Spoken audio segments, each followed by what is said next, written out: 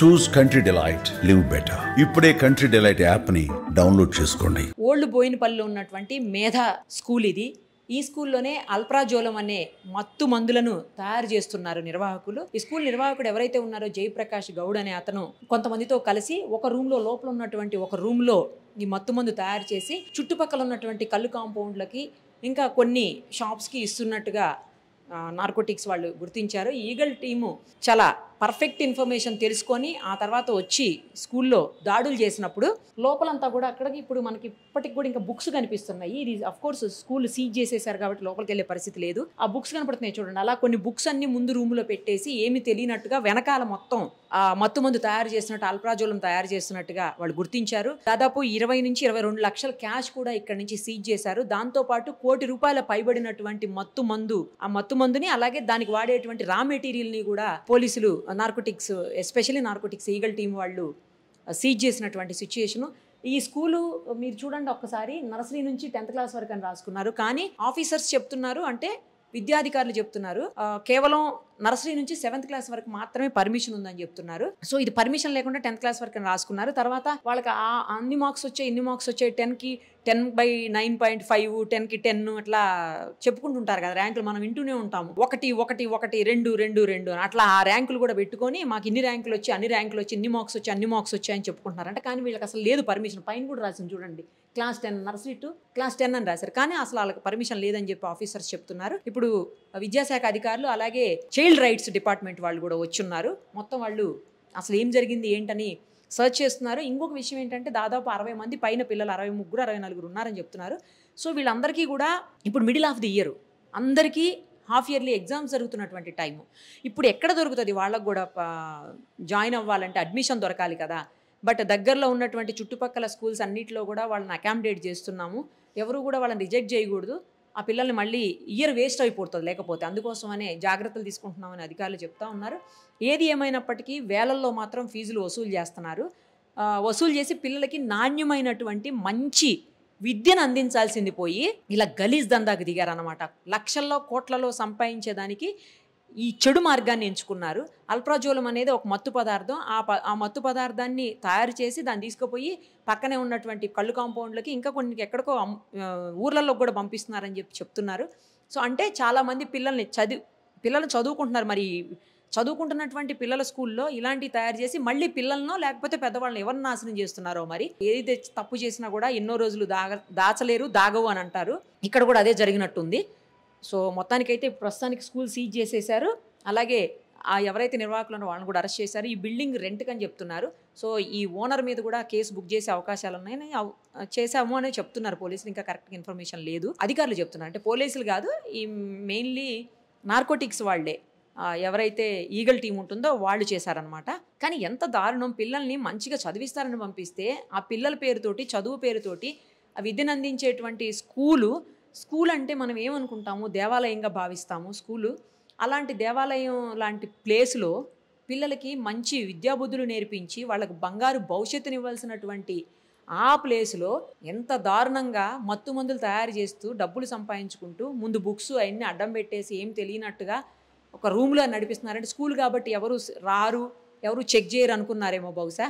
But ఉంటారు కదా, దానికి కూడా నిఘా టీం ఉంటుంది. సో అలాంటి వాళ్ళే ఇప్పుడు మొత్తానికైతే పట్టుకున్నారు. కాకపోతే పిల్లలే అటు ఇటు కాకుండా అయిపోతారు, వాళ్ళకు కూడా అకామిడేట్ చేస్తున్నాము అని చెప్తున్నారు. మరిన్ని వివరాలు మనం ఎడ్యుకేషన్ డిపార్ట్మెంట్ అలాగే చైల్డ్ రైట్స్ డిపార్ట్మెంట్ ఆఫీసర్స్ ఉన్నారు, వాళ్ళతో మాట్లాడి తెలుసుకుందాం. ఎంఈఓ ఆఫీస్ నుంచి బయట ఒక నోటీస్ బోర్డు కూడా పెట్టారు, చూడండి ఒకసారి. మేధా స్కూల్లో చదివిస్తున్న పిల్లల తల్లిదండ్రులకు నమస్కారం. ఈ పాఠశాలను అనివార్య కారణాల చేత మూసివేయడం జరిగింది. మీ పిల్లల అడ్మిషన్ విషయంలో ఎలాంటి బాధ పడవలసినటువంటి అవసరం లేదు. మీ పిల్లలకు ఇతర గవర్నమెంట్ లేదా ప్రైవేట్ స్కూల్స్లో అడ్మిషన్ ఇవ్వకపోతే ఎవరైనా ఈ క్రింద కనిపిస్తున్నటువంటి సెల్ నెంబర్స్కి కాల్ చేయండి అని చెప్పేసి ఎంఈఓ నెంబరు, ఎంఈఓ ఆఫీస్ సిబ్బంది నెంబర్ కూడా 2 వేసున్నారు. అంటే ప్రాబ్లం అవ్వకూడదు, ఈ మిడిల్ ఆఫ్ ది ఇయర్ కాబట్టి మిగతా స్కూల్స్ వాళ్ళు కూడా తీసుకుంటారో లేదన్న ఉద్దేశంతో వాళ్ళు నోటీస్ పెట్టారు. అయితే చూడాల్సింది ఏంటంటే వేలల్లో లక్షల్లో మనం ఫీజులు కట్టి పిల్లల్ని చదివించుకుంటున్నాం ప్రైవేట్ స్కూల్స్లో.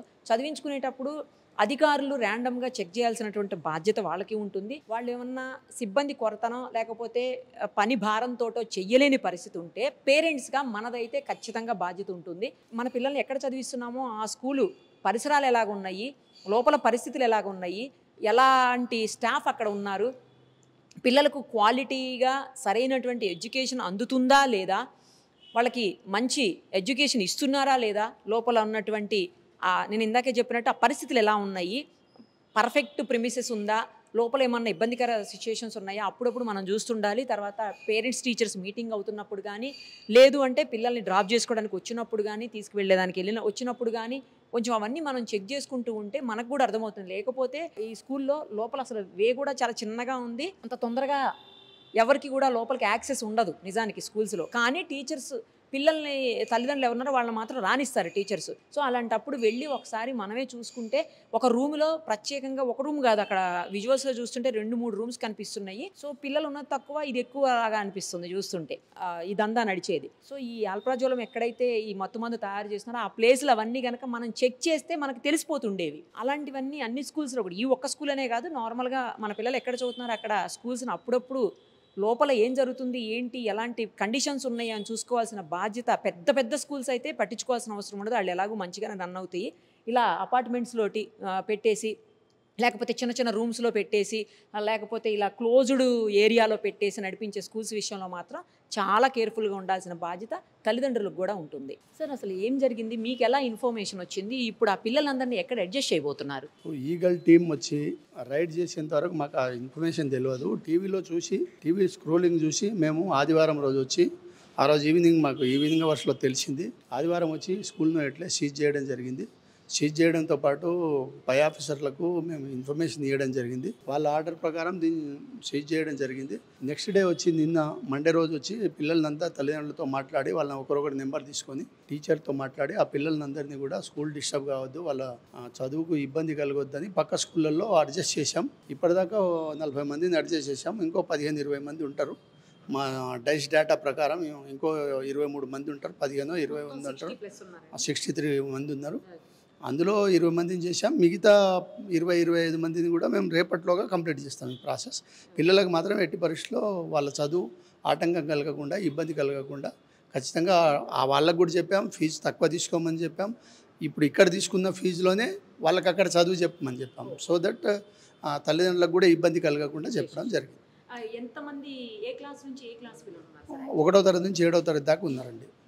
ఇక్కడ అసలు పర్మిషన్ 7 వరకు మాత్రమే ఉంది ఇక్కడ పర్మిషన్. 7th క్లాస్ వరకు మాత్రమే పర్మిషన్ ఉంది. ఇది ఓన్ ప్రిమిసెస్ వాళ్ళది? లేదండి, రెంటే.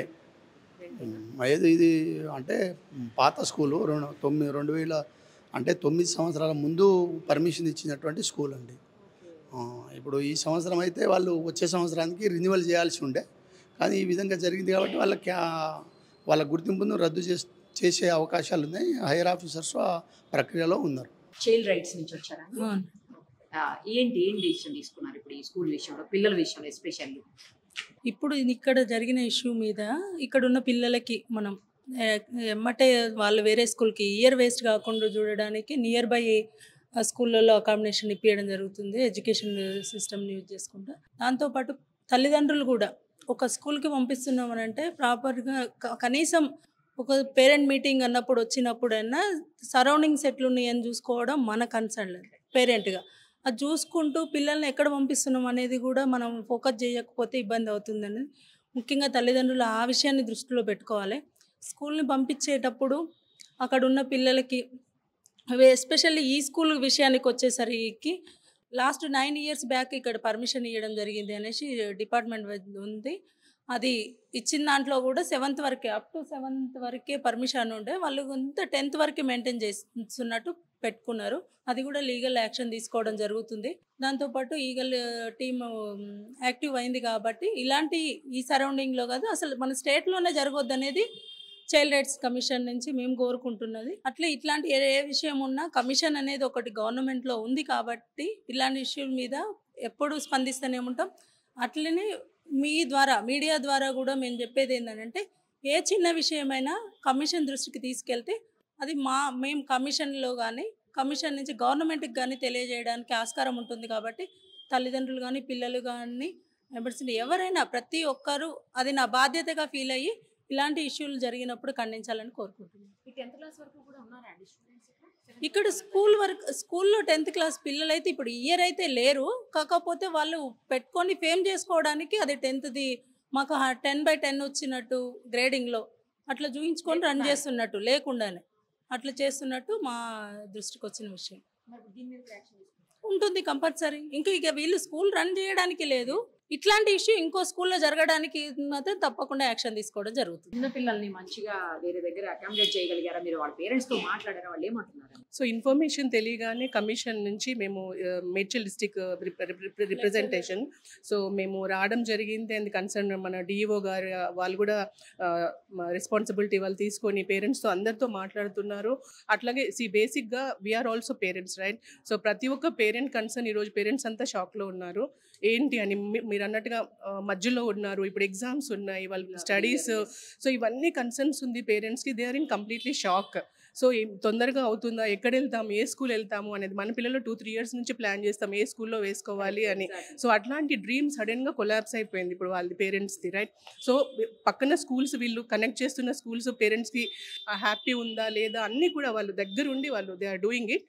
సో అది కూడా మేము ప్రాపర్గా మానిటర్ చేయడం అనేది జరుగుతుంది. అట్లాగే పిల్లలకి కూడా వాటి వల్ల ఏమైనా ఎఫెక్ట్ అయిందా అనే కోణంలో కూడా మేము చూడడం జరుగుతుంది. సో ఇదొక్కటే కాదు, ఇట్లాంటి ఎన్ని స్కూల్స్ ఉన్నది అనేది కూడా మా major concern.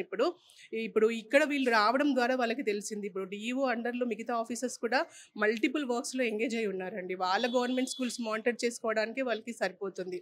What about private schools? So private స్కూల్స్ని చూడాల్సిన బాధ్యత ఎవరిది అనేది పెద్ద ప్రశ్న, మీకు తెలుసు.